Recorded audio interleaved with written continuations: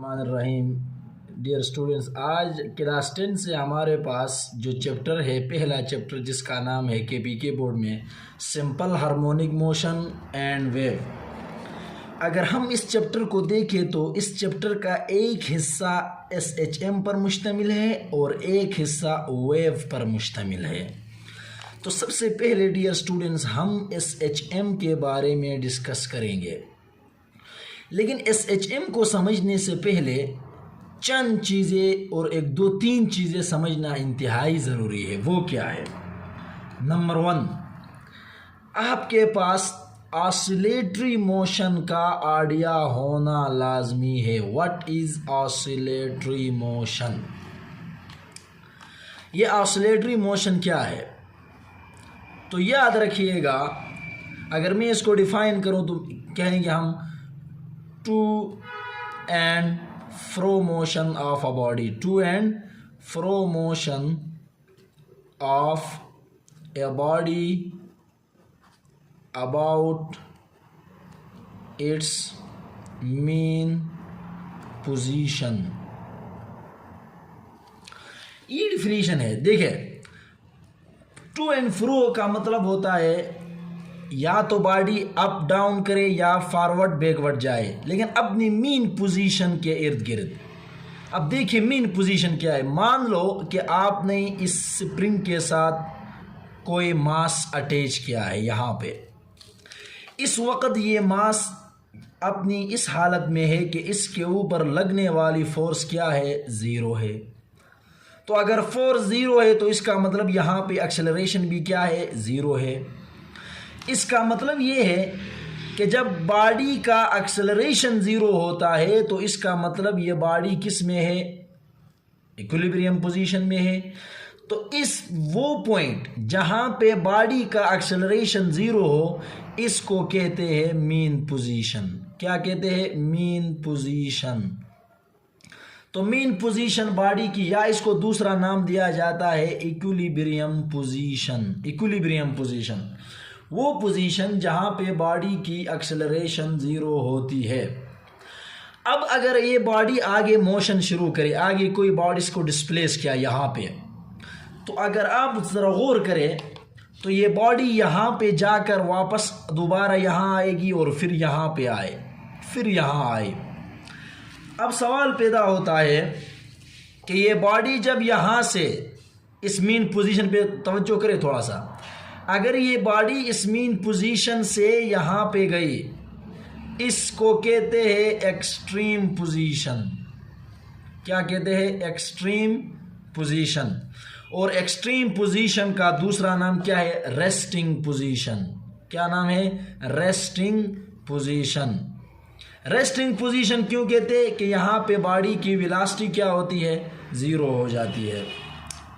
अब ये बॉडी यहाँ से वापस क्यों आती है? रिस्टोरिंग फोर्स की वजह से।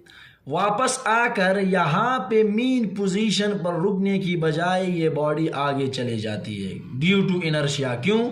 हमने कहा था कि एक बॉडी अगर मोशन में है तो इनर्शिया के मुताबिक वो अपनी इस पोजीशन को मेंटेन रखना चाहती है। तो मोशन में है तो मोशन में रहना चाहती है, तो मोशन के अकॉर्डिंग ये बॉडी यहाँ पे आई।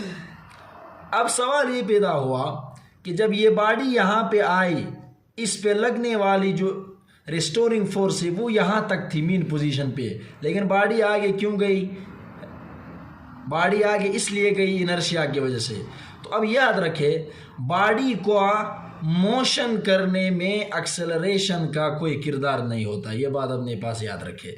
बॉडी के मोशन के अंदर वेलोसिटी का किरदार होता है। अगर एक्सेलरेशन हो ना हो, मतलब ये है कि बॉडी की मोशन वेलोसिटी की वजह से होती है, एक्सेलरेशन की वजह से नहीं होती है।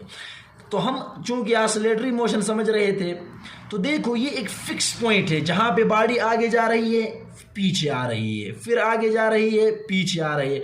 इस किस्म के मोशन को हम नाम देते हैं ऑसिलेटरी मोशन। दूसरी एग्जांपल हम समझने की कोशिश करते हैं। अगर मान लो हमारे पास ये कोई एक कटोरा लिया है, हमने कोई भी चीज़ है, उसके अंदर मैंने यहाँ पे ये बॉल रखा है। जब ये बॉल को मैं डिस्प्लेस करके यहाँ पे लाऊं तो ये बॉल वापस आएगा, फिर इधर आएगा। तो मतलब ये बाल फिर मोशन शुरू करेगा, इधर जाएगा, फिर इधर से इधर, फिर इधर से इधर, इस मीन पोजीशन के इर्द गिर्द। तो इस तरह के मोशन को हम क्या नाम देते हैं? Oscillatory motion. दूसरी कन्फ्यूजन जो है वो ये है कि ऑसिलेटरी मोशन और वाइब्रेटरी मोशन में फ़र्क क्या है। तो याद रखें, ऑसिलेटरी मोशन और वाइब्रेटरी मोशन दोनों एक ही चीज़ है। थोड़ा सा फ़र्क ये है कि वाइब्रेटरी मोशन की जो फ्रीक्वेंसी होती है वो हाई होती है, जबकि ऑसिलेटरी मोशन के पास हमारे पास जो फ्रीक्वेंसी होती है वो लो होती है। तो ये मोशन आपको समझ में आ गया। इसके साथ दूसरी जो चीज़ है जो समझना इंतहाई ज़रूरी है, उसका नाम है periodic motion. Periodic motion.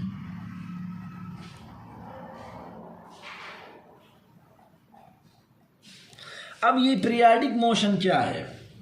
Periodic motion किसी बॉडी का वो मोशन होता है जिसमें कोई भी बॉडी अपने आप को एक फिक्स इंटरवल के बाद क्या करे? रिपीट करे, यानी repeat after fix interval of time. ये हमारे पास क्या है?